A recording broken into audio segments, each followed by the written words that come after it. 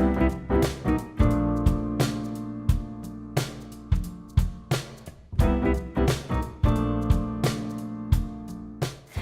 and welcome to the Chapman edition. I'm Olivia Marcus and I'm joined by correspondents Tristan Davis and Ella Martine.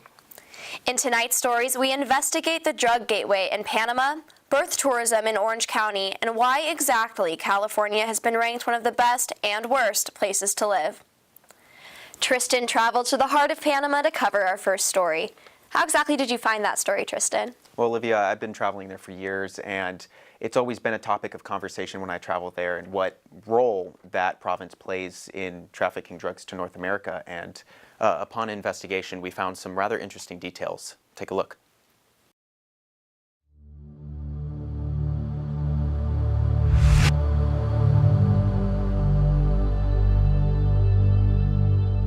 Bocas del Toro, Panama. What looks like a tourist paradise with its white sandy beaches, untouched landscapes, vibrant nightlife, and friendly people holds a dark secret within its archipelago.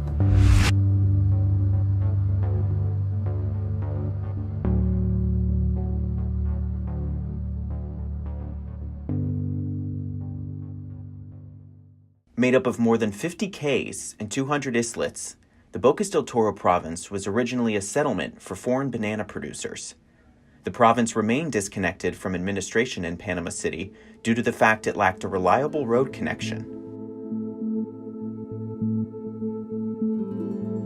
This absence of a centralized government played a pivotal role in the area's production and transportation of drugs to the U.S. mainland. According to the Global Drug Policy Observatory, Bocas del Toro is recognized as one of the many stops for drug traffickers making their journey up the eastern coast from Colombia to North America. How did Panama, a quiet country and U.S. ally, become a powerhouse in the drug smuggling community?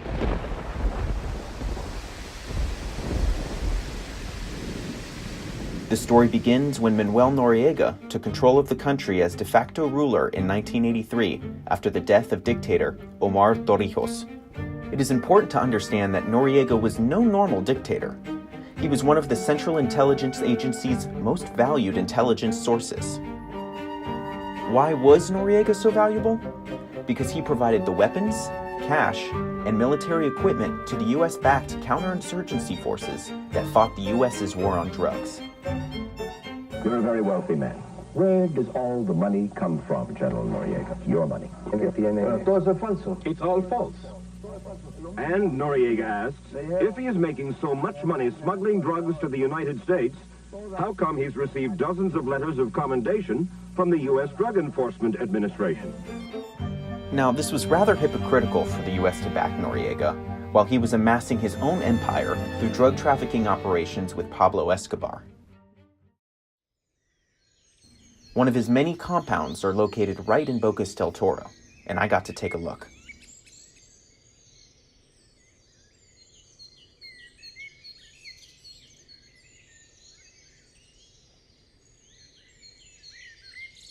Deep within the jungle are the skeletal remains of what was once Manuel Noriega's drug empire.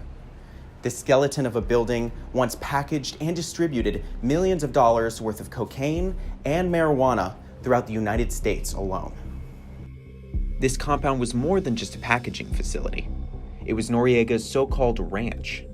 And this ranch stood as a battleground for a U.S. military invasion to apprehend Noriega himself. I spoke to my contact, expat Steve Van Duzen, who runs a local business on the island of Bocas. And then during the invasion, 180 Americans came ashore. Navy SEALs from La Piscina, Bluff Beach, took out the compound. There was a jet sitting on the runway to get Noriega out. And then apparently he's just like every other dictator, waited a day too late. At least 4 Navy SEALs died out there during the firefight. So they came in from La Piscina, the beach, and then there was another camp just outside. And when these guys were in a firefight, the guys came behind them. Bad CIA intel. So unfortunately, because of the CIA, bad intel, we lost at least 4 guys. With the Noriega era now a fragment of the past, the country is working to heal the wounds from this dark period. Although Bocas del Toro has limited resources, the local military has partnered with the U.S. Coast Guard, using seized powerboats for counter-narcotics operations. How effective are these operations? It's hard to say. According to the testimonies from locals, traffickers bribe the bogus authorities with both drugs and money. Traffickers also use the inland waterways to evade authorities during the day and make their journey north under the cover of night. It's all happening out there all the time. The boats are going, the planes are going, stuff's going on all around Panama. Obviously, it's going from Colombia, working its way to the States. So things are happening, but they leave us alone, we leave them alone. After the interview, Steve approached me and said, I had to downplay everything in the interview, because if I told you what was actually going on here, it would get me killed. Clearly, a lot more is going on here than what people think, and they don't want to talk. It's been 29 years since Manuel Noriega was ousted. Has much really changed?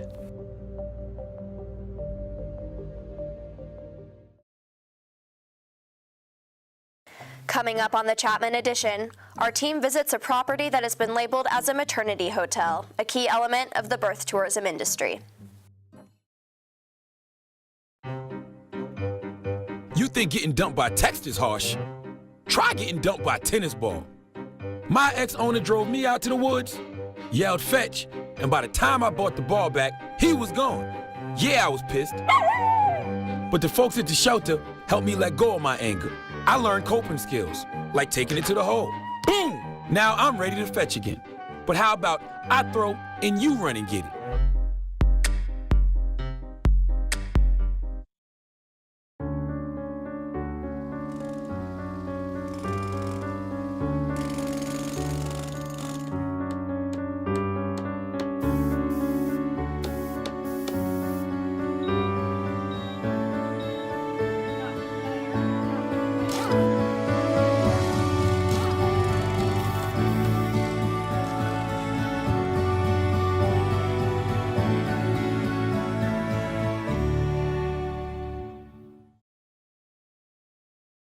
I didn't know any of that about Bocas del Toro, but I've never been there.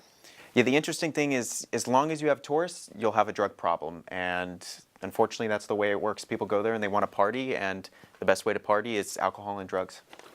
Well, Southern California actually has a little bit of a different tourism problem. The number of tourists visiting Orange County has increased by 5.4 million visitors since 2010. But Olivia, what percentage of these people are actually birth tourists? That has not actually been calculated yet, but federal authorities have stormed 20 different locations in Southern California in the last year. Why are they raiding these locations? These locations are apparently maternity hotels, so what that means is women predominantly coming from China come to the U.S. to have their babies so that their children will have U.S. citizenship. Our investigative team checked out one of these locations. Here's the story.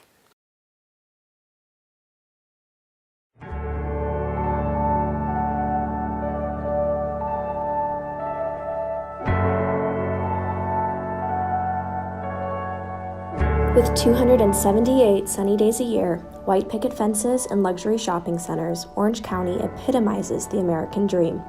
At least this is how it is advertised to young, wealthy Chinese couples looking to provide this dream for their children.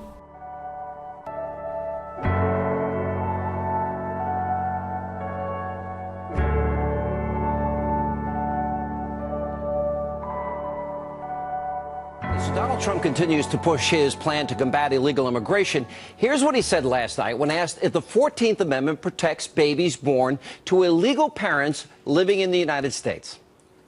I think you're wrong about the 14th Amendment, and frankly, the whole thing with anchor babies and the concept of anchor babies. The 14th Amendment grants citizenship to all persons born or naturalized in the United States.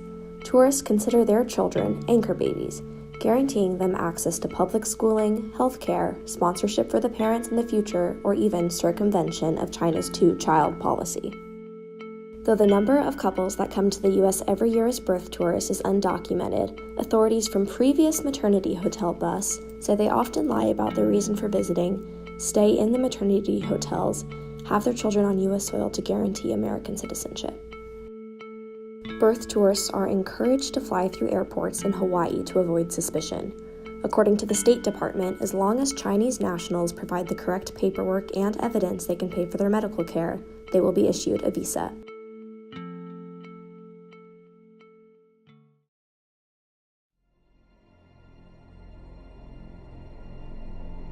What appears as an unassuming building on Lincoln Street in Orange, California, is actually the center of suspicion and controversy. Orange County residents have taken to Facebook pages to post their opinions on maternity hotels, and this local page called Orange Buzz, a resident posted about the federal raid of California maternity hotels for birth tourists and received 35 comments and 124 reactions to the post. Some of the comments include, "I work on Lincoln, and almost every day I have a group of pregnant ladies with a translator. These houses are all over Orange County. Please stop turning a blind eye." There's one virtually right next door to me in River Trail. I saw 3 pregnant Asian women the other day strolling down Lincoln going back home to their place, or so it seems. This building has been labeled as a maternity hotel by the Orange locals, and our investigative team is going to check it out.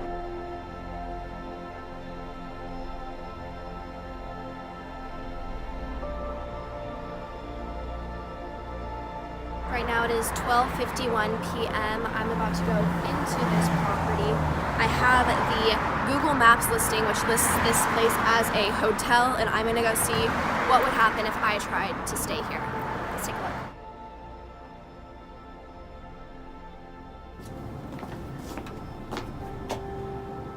All right, well, both of the doors are locked.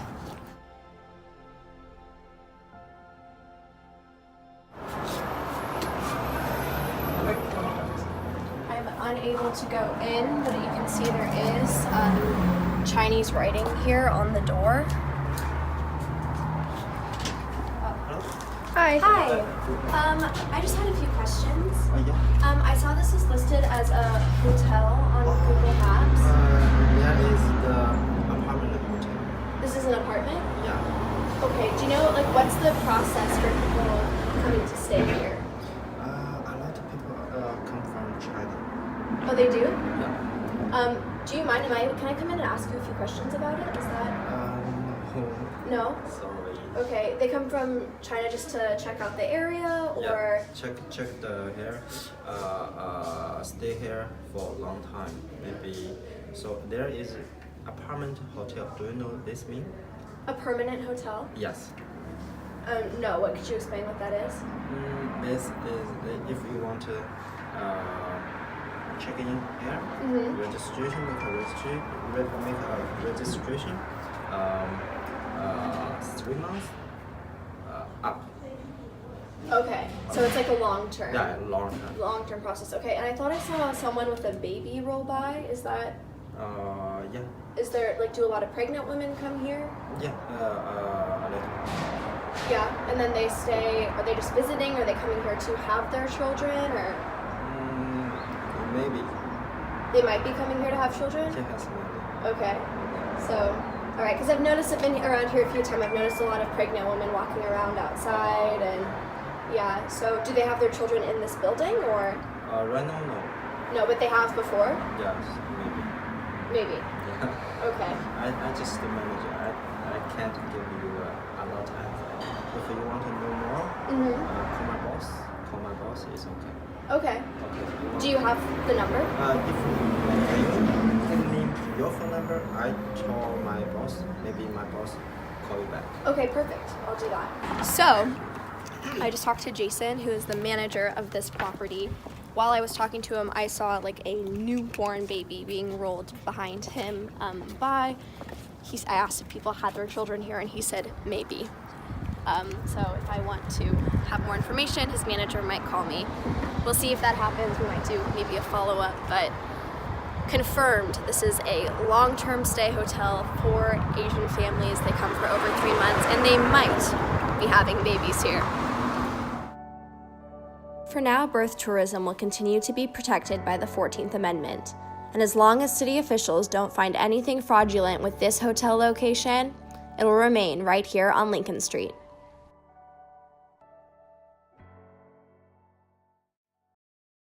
Oh, Up next on the Chapman edition, Southern California has been ranked 18th in desirability of living according to a national poll. But what about the cost of residency?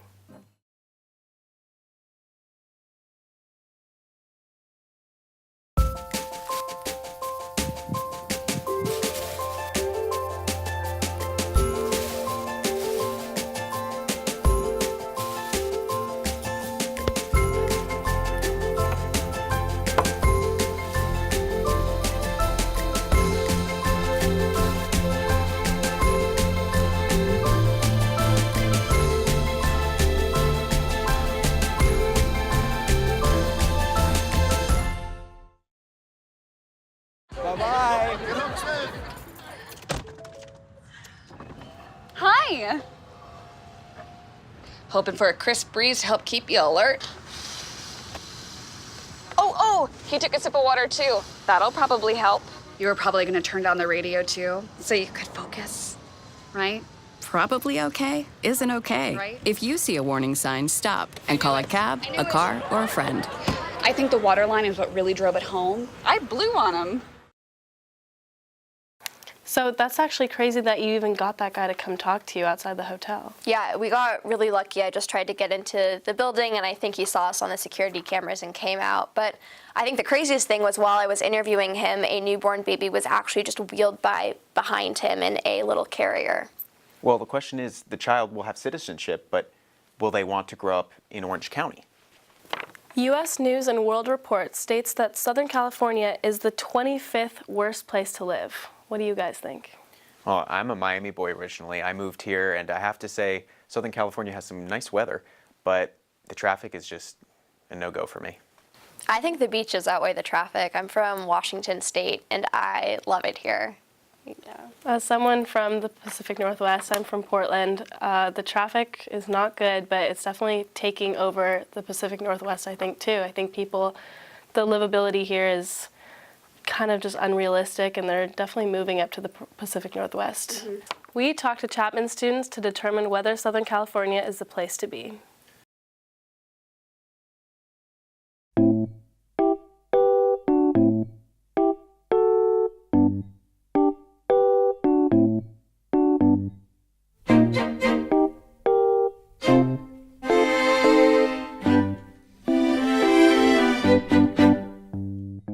Southern California, best known for its beautiful beaches, beautiful people, and delicious food. As a tourist hotspot and vacation destination, one might assume that people are flocking to Southern California. But that's not the case according to a recent U.S. News and World Report study published in the OC Register. Southern California consists of Los Angeles, Orange, San Bernardino, and Riverside counties. With Hollywood, Disneyland, and big sports markets, how could this area rank 101st best region to live in the United States? Our crew went out to centrally located Chapman University to ascertain how we could only be one ranking spot ahead of Toledo, Ohio. I would say it's definitely one of the nicer places you could live. That's very surprising because the weather, and also just from personal experience, like my family's from Seattle and they're actually moving down here this summer because they want to live here. So I'm from Hawaii, and the weather's perfect. It's kind of the same vibe. And honestly, I kind of like living up here a little bit more, to be honest. There's so much more to do, Disneyland, traveling. So yeah, I totally disagree with that. I love it up here. I'm pretty shocked, to be honest, because I feel like I hear more and more about people wanting to move here, especially where I'm from New York. New York City. I'm from New York. Nice, I'm from New York. Southern California has amazing weather, has great people, fresh food, and everyone's on the go. It's like a very active place. Two bad things that I could see why people would not want to live down here is one, the traffic is horrible, and two, it's really expensive to live down here. I don't like it here. Why don't you like it? It's hot, it's dry, it's dead and brown. It's not my favorite.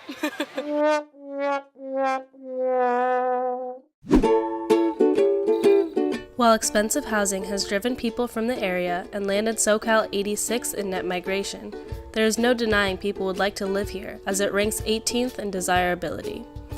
Many analysts attribute this disconnect to a shortage of high-paying jobs available to adequately compensate young professionals. Recent statistics seem to suggest that professionals move to urban areas for their careers before ultimately coming back to Southern California to enjoy their retirement.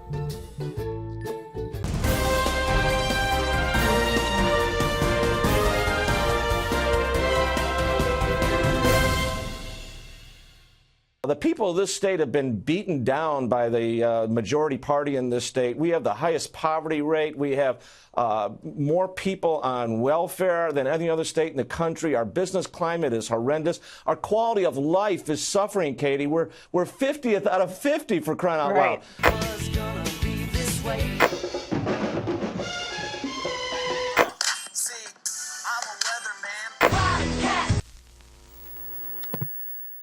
Well, you've heard the statistics, you've heard the Chapman students' opinions, and you've heard the U.S. and World News Report. As far as this Portland girl goes, I want to live here in the future, but for now, it might just not be realistic.